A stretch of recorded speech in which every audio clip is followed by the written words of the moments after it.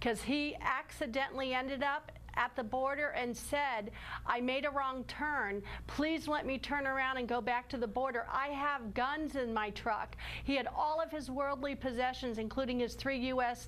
Legally purchased firearms, but they wouldn't let him turn back and go to the border. And my understanding, Jill, is that it was so ambiguous in terms of, you know, when he was actually entering Mexico or if he would miss the turn, that they have since put up a new sign that makes it clearer. Is the State Department helping you with this?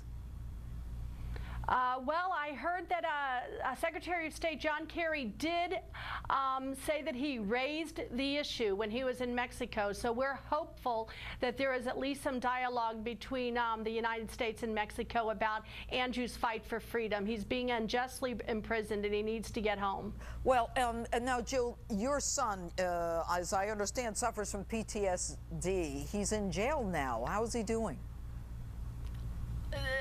This experience, I believe, was worse than his 2 combat tours in Afghanistan. He was nearly killed in the La Mesa Penitentiary by who he called hitmen in the cell with him. And then he was 4 chain restraint to a bed for 35 days, Judge. Oh. So I would say that this was worse than anything he experienced, in my opinion, in Afghanistan. Oh, how horrible. And when you say that he was 4 chained, that means every limb chained to a bed for 35 days? Yes, spread eagle in a bed for 35 days in the La Mesa Penitentiary. Outrageous. And he had just been diagnosed with PTSD 10 days earlier at the VA. You know, when we think about what happens when a Mexican enters the United States, and they get everything from health care to housing to everything else, and when the reverse happens, I mean, you've got to be furious.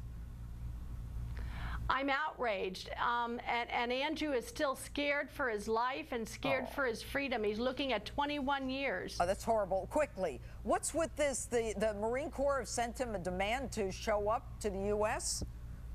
Well, I was optimistically hopeful that that was an actual direct message from our Commander-in-Chief, President Obama, and it was timely. It would say, I need my Marine back. He's still under contract. But unfortunately, it was just a random mustard poll, and the State Department had that excused within a day or 2. Oh, okay. So the Commander-in-Chief clearly was not calling him back. But have you heard from the Commander-in-Chief?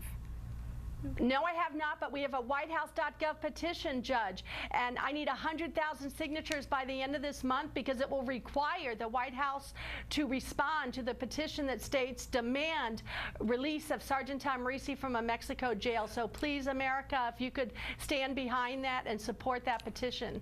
All right, Jill and Andrea, thanks so much. We are behind you on this one, and good luck to you. We're praying. Thank you, Judge.